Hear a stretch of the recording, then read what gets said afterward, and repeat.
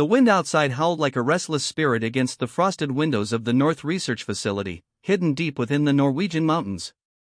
Snow fell endlessly, blanketing the earth in a silence so thick that every sound inside the laboratory seemed amplified: the rhythmic hum of machines, the soft tapping of fingers on a keyboard, and the distant crackle of static from an old radio transmitter that no one had touched in years. Dr. Aidan Cross, a man of quiet intelligence and unshakable curiosity, sat alone under the dim blue glow of his monitor. His colleagues had gone home hours ago. The world outside slept, but Aidan couldn't. His mind was trapped in a puzzle, a pattern he had discovered 3 weeks earlier that refused to leave him in peace. It began with a faint frequency buried inside neural scans, a repeating echo that didn't belong to any known brainwave category. It pulsed every 12 hours with uncanny precision, unaffected by environment, subject, or distance. He had tested it on dozens of samples, from coma patients to ordinary volunteers, and the same result appeared each time: a rhythmic pulse at 7.83 Hz, whispering through the brain like a heartbeat from another world. At first, he thought it was interference from the Earth's magnetic field, the Schumann resonance, but the data was too specific, too alive.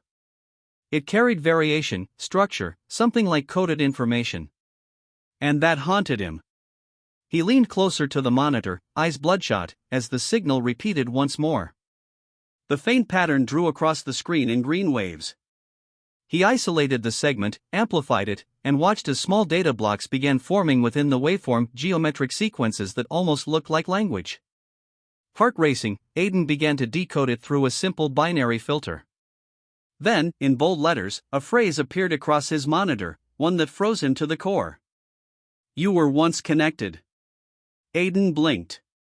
Once? Connected to what? To whom?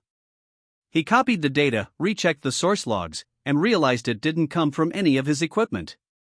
The transmission was external. It had slipped into his neural scanner through a background frequency, something untraceable. The timestamp showed it originated 30 years ago, in 1995. Impossible. His systems weren't even connected to any external networks. His breath caught. He leaned back, running a hand through his hair as the snowstorm outside intensified, thunder rumbling through the mountains like a distant growl. He whispered to himself, "What are you?" Hours later, still awake, he traced the data signature through the Institute's archive network. His eyes widened when a name surfaced: Project Echo. It was buried in a restricted server no one had touched in decades, labeled as terminated.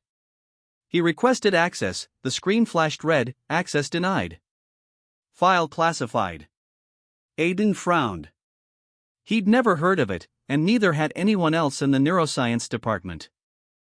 Yet, somehow, the project shared identical data to his mysterious signal. Curiosity clawed at him. He bypassed the firewall manually, typing in sequences of backdoor commands. The computer protested, lights flickering, the hum of the server deepening like a heartbeat. Then, the files unlocked. A folder opened with hundreds of corrupted audio clips, diagrams, and logs from an unknown research team. The first readable entry was dated January 14, 1995, labeled Test Log 7, Conscious Network Response. The text read: Initial tests confirm that synchronized neural resonance between subjects produces measurable telepathic overlap. Memory and emotion patterns align briefly before dissipation. Extended exposure causes subject confusion, empathy spikes, and collapse. The connection cannot be sustained without loss of self. Aidan's hands trembled slightly. He scrolled further: names of scientists, government agencies, energy frequencies, coordinates, and then a message: the link must remain hidden until humanity evolves enough to handle it. Suddenly, the lights in the lab flickered. The computer's fan roared. The monitor glitched for half a second and then displayed a line of static text. Stop searching. A chill ran down his spine. He yanked his headset off and turned in his chair. The room was empty, just the whisper of machines and the wind pressing against the glass. His reflection stared back from the dark window, pale and shaken. He muttered, "You're tired, Aidan." That's all. But when he looked back, the text had changed. If you can hear this, the connection is waking. And then, silence. The monitor went black. For a long moment, Aiden sat frozen. The only sound was the pounding of his heart. Slowly, he stood, breathing shallow, and moved toward the window. Beyond the glass, the blizzard glowed faintly like lightning trapped in the clouds. He pressed his palm against the cold surface. The wind howled louder, and somewhere deep inside, he felt it, a vibration beneath the silence, a pulse syncing with his own heartbeat. The next morning, Aiden confronted his mentor, Dr. Reuben Hale, one of the oldest neuroscientists at the facility. Hale listened quietly, face unreadable, as Aiden explained everything: the frequency, the message, the files. When he finished, Hale sighed heavily and looked out the window. "You shouldn't have gone looking for that," Hale said finally. "Project Echo was real. I was there when they shut it down." Aiden's stomach tightened. "You knew?" Hale nodded. "We thought it was gone forever.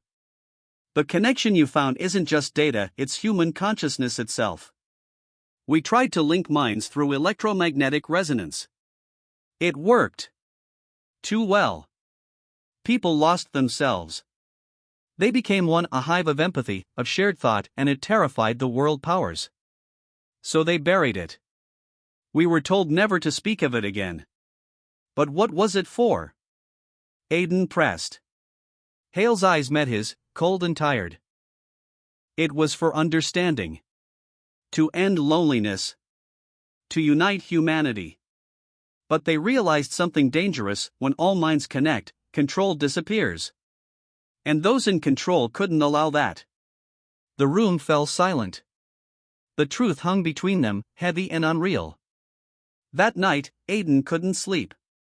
The phrase haunted him: "You were once connected." He wondered what it meant to truly be connected.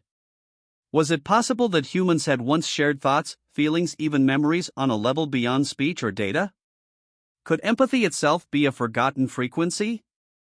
As the clock struck midnight, his monitor flickered to life on its own again. The same signal pulsed, slow, rhythmic, beautiful. This time, he didn't resist. He placed the neural scanner on his temples and closed his eyes. Instantly, the world changed. He saw flashes: cities, oceans, faces of strangers smiling and crying, billions of emotions blending into one symphony. He felt warmth, sorrow, love, and fear, not his own, but shared.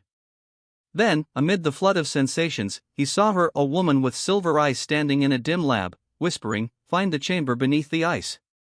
The network is waiting." Aiden gasped, tearing the headset off. His heart raced. His hands trembled uncontrollably. The air smelled faintly of ozone. On the screen, one last message appeared before everything went dark again. "Coordinates uploaded. The connection is not dead." Snow whipped furiously outside, thunder roaring through the valley. Aiden looked at the coordinates glowing faintly on the monitor: a remote location in Iceland. He exhaled slowly, whispering to himself, "Then that's where I'll go." He didn't yet understand what he had awakened, nor what it would cost him. But something inside him, deeper than logic, stronger than fear, told him this was his purpose. Humanity had forgotten its greatest truth, and maybe he was meant to remember it. As he packed his notebook and portable scanner into his bag, the signal played faintly from the speakers one last time. A soft, almost human whisper. "Welcome back, Aiden." And then, silence. The chapter closes with the image of Aiden stepping out into the storm, snow swirling around him, the faint glow of the aurora lighting the horizon, unaware that every step he took brought him closer to uncovering the truth that would shake the foundation of human existence. The story ends with millions of people quietly awakening, feeling the warmth of something they can't name, but deeply recognize. If this story made you feel something, a spark, a whisper, a connection, then don't forget to subscribe. Because every story here isn't just fiction. It's a reminder of who we really are.